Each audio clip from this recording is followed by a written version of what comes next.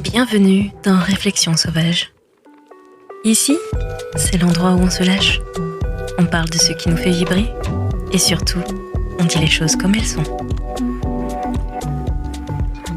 Je suis Andy et ensemble, on va explorer la vie sans filtre, les relations, le self-love et toutes ces petites réflexions qui nous rendent plus fortes. Installe-toi confortablement, prends un café, un thé ou un verre de vin et prépare-toi à des discussions 100% vraies, pleines de rire et de réflexion. Allez, c'est parti. Réflexion sauvage, let's go.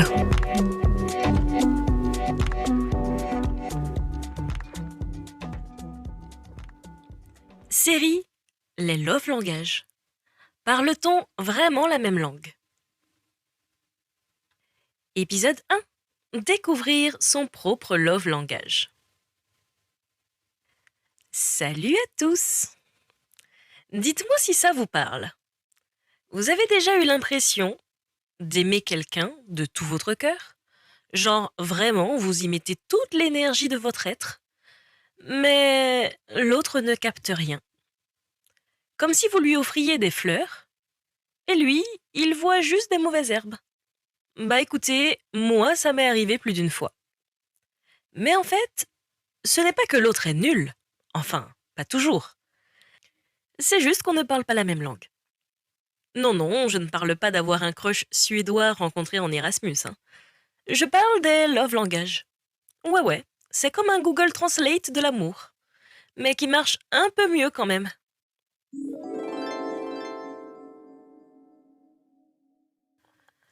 En fait, les love langages, c'est un peu comme nos signes astrologiques, mais avec beaucoup moins de drama. On est d'accord que quand on demande à quelqu'un son signe et qu'il te répond qu'il est Scorpion, c'est le drame direct. Là, pas de risque de « Oh, t'es Gémeaux? Eh ben, oublie, c'est mort ». Il y a 5 langages d'amour. Et le truc, c'est que chacun a sa manière préférée de donner et de recevoir de l'affection. Vous voyez, moi, pendant des années, j'étais persuadée que je parlais couramment l'amour. Je croyais que mes petites attentions, genre faire des surprises, organiser des week-ends imprévus, c'était ça qui montrait que j'aimais quelqu'un. Et pourtant, mon ex, lui, il se disait sûrement « Mais pourquoi elle me fait tout ça? Moi, je veux juste qu'elle me dise qu'elle m'aime. » Bref, gros bug de communication. Les langages de l'amour, selon moi, s'étendent bien au-delà de simples expressions ou gestes. Ils dévoilent en gros les profondeurs des besoins émotionnels et des désirs des autres qui sculptent nos relations. Chaque langage agit comme une clé qui ouvre la porte à une connexion authentique et sincère. Et voilà, selon moi, les 5 langages que j'ai détectés en amour. Commençons par les paroles valorisantes. Vous savez, ceux qui ont besoin qu'on leur dise « T'es belle, je t'aime, je suis fière de toi », genre ils veulent une déclaration digne d'un poème de Baudelaire à chaque texto. Pour cela, ils s'épanouissent grâce à des mots doux. Chaque compliment devient une caresse pour leurs âmes. Et chaque mot tisse une toile d'affection qui renforce leur estime personnelle et leur sentiment d'appartenance.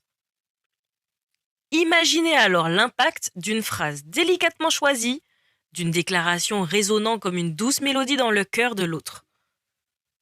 Pour eux, c'est une véritable danse verbale où le rythme des mots et l'harmonie des émotions se conjuguent dans leur cœur. Viennent ensuite les moments de qualité. Ceux-là, c'est ceux qui se fichent de vos je t'aime tant que vous êtes là avec eux à regarder une série Netflix et sans checker Insta toutes les 5 secondes. Juste être là pour le kiff. Ce langage-là, il va bien au-delà de la simple présence physique. Il s'agit d'une immersion totale dans l'instant présent. Les gens qui ont ce long langage recherchent souvent la profondeur des échanges. Une connexion qui se tisse lorsqu'on partage un moment, qu'il soit simple ou même élaboré. Comme on regardait un film ensemble, sans distraction, crée pour eux un cocon d'intimité où chaque seconde devient précieuse. Finalement, Pour eux, c'est une invitation à l'autre de ralentir le rythme effréné de la vie moderne et de savourer la beauté de la compagnie de l'autre. Et puis, on a les cadeaux. Attention, ne confondez pas ça avec du matérialisme. C'est pas une histoire d'offrir des bijoux Cartier, non. Parfois, juste un petit truc qui montre que vous avez pensé à eux, ça fait battre leur cœur. En fait, ils évoquent une forme d'expression qui transcende le matérialisme, justement. Offrir un présent même modeste est une manière de dire je pense à toi, et ces gestes, qu'ils soient préparés avec soin ou spontanés, portent en eux une charge émotionnelle puissante pour les personnes qui y portent de l'attention. Exemple, un cookie aux noix de pécan peut se transformer en un symbole d'affection et un rappel que l'amour réside souvent dans les détails les plus simples. On a aussi les services rendus, qui révèlent, eux, une autre facette encore des relations. Ceux qui parlent ce love langage, ils veulent que vous leur montriez votre amour en leur rendant service. Genre sortir la poubelle ou réparer leur téléphone quand l'écran est cassé. Ouais, je sais, c'est pas très sexy, mais pour eux, c'est comme une déclaration d'amour. Pour ces âmes-là, l'amour s'exprime par des actions concrètes, par la volonté de soulager l'autre d'un fardeau finalement. Ce langage, bien que moins romantique en apparence, a une signification profonde. Parce que pour eux, chaque tâche que vous accomplirez deviendra une preuve tangible de dévouement et de considération. Et puis, le dernier, le contact physique. Là, c'est ceux qui ne disent pas grand-chose, mais qui veulent un câlin. C'est le love langage des câlineurs professionnels. Et c'est un langage universel, capable de transcender les mots. Pour ceux qui s'épanouissent dans cette intimité tactile, un câlin ou une caresse suffit à établir un lien émotionnel profond.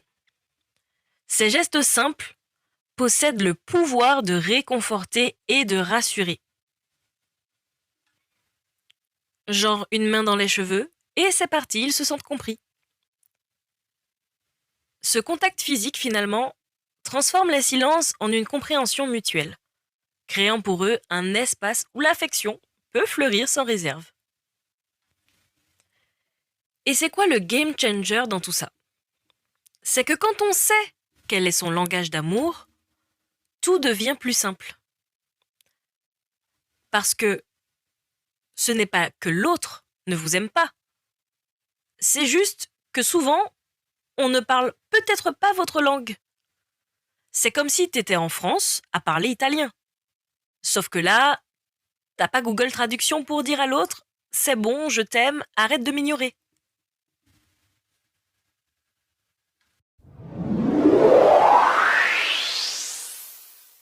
La minute réflexion sauvage. Ce qui est dingue, c'est souvent qu'on s'énerve contre l'autre, alors qu'en fait, le pauvre il essaye juste de nous aimer à sa manière. Et franchement, on peut pas leur en vouloir pour ça. Mais nous, on a une responsabilité aussi, connaître notre propre langage, comprendre ce dont on a besoin. Parce qu'une fois que c'est clair pour nous, eh ben on peut en parler. C'est un peu comme avoir une carte routière dans une relation. On sait où on va et on évite de se perdre dans des malentendus inutiles. Donc la prochaine fois que vous vous sentez incompris, demandez-vous plutôt est-ce que je suis en train de parler ma langue d'amour? Ou est-ce que je lui parle en Klingon? Ok, peut-être pas Klingon, mais vous voyez l'idée. Peut-être que l'autre est en train de faire de son mieux pour vous montrer son affection, mais dans un dialecte que vous ne comprenez pas encore et que vous n'avez pas encore cerné. Et c'est là que le travail commence. S'ouvrir à l'apprentissage des langues d'amour des autres. Imaginez un instant que vous deveniez multilingue en amour. Vous pourriez découvrir que ce petit geste apparemment anodin, que votre partenaire fait tous les matins, est en fait une déclaration d'amour en soi. Ou que ces moments silencieux passés ensemble devant la télé valent plus que 1000 mots. Et si au lieu de se focaliser sur ce qui manque, on commençait à reconnaître ce qui est déjà là? Il faut qu'on prenne le temps d'observer, d'écouter et de ressentir. Parce que l'amour au fond, c'est une danse, et pour danser à deux, il faut d'abord écouter la même musique. Alors mettons nos écouteurs du cœur et soyons prêts à apprendre, à s'adapter et surtout à aimer pleinement.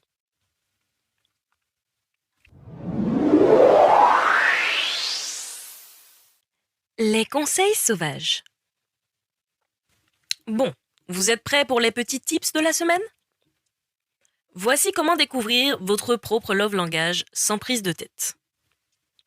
Premièrement, repensez à la dernière fois où vous vous êtes senti vraiment aimé.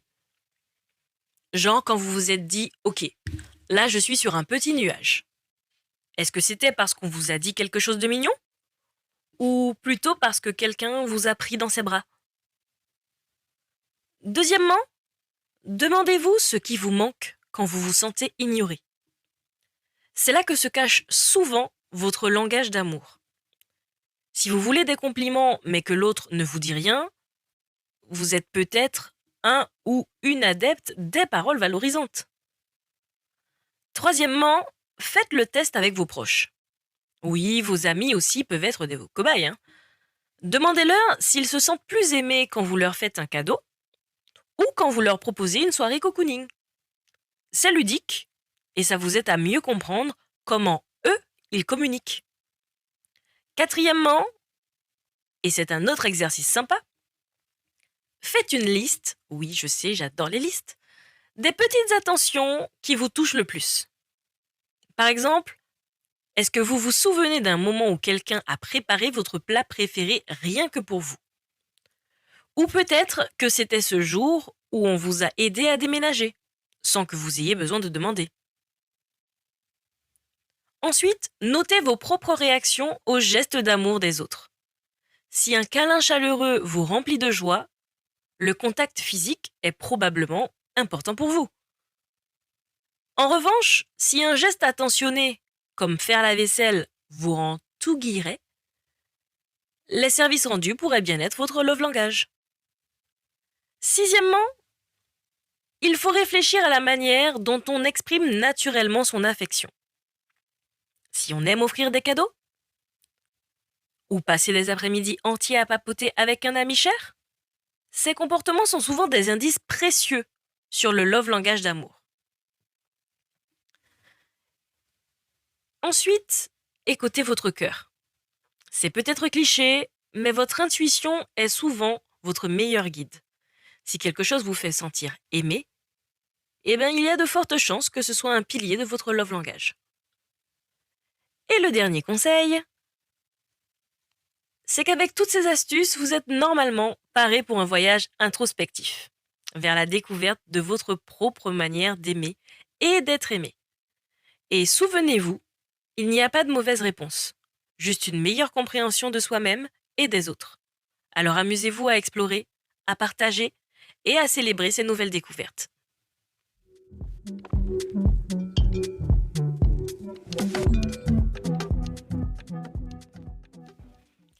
Vous savez quoi? Trouver son love langage, c'est un peu comme trouver sa boisson préférée au Starbucks. Il faut tester, se tromper et parfois inventer un truc perso. Mais quand vous l'avez trouvé, c'est une vraie révélation. Et souvenez-vous, aimer, c'est une aventure en soi.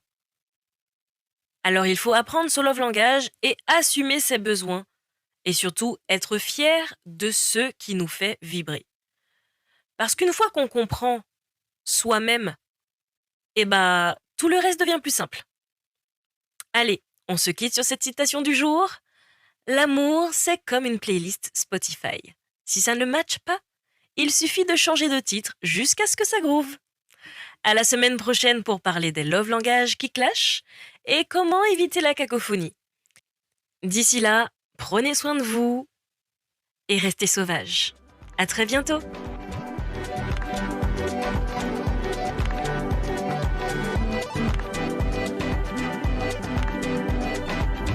Et voilà, c'est tout pour cet épisode de Réflexion sauvage. J'espère que ça t'a fait sourire, réfléchir et peut-être même un peu bousculer. Si tu as aimé, n'hésite pas à partager avec une amie, laisser un petit avis ou tout simplement en parler autour de toi. On se retrouve très vite pour une nouvelle dose de réflexion, de rire et d'authenticité. D'ici là, n'oublie pas, reste sauvage, reste vrai et surtout prends soin de toi.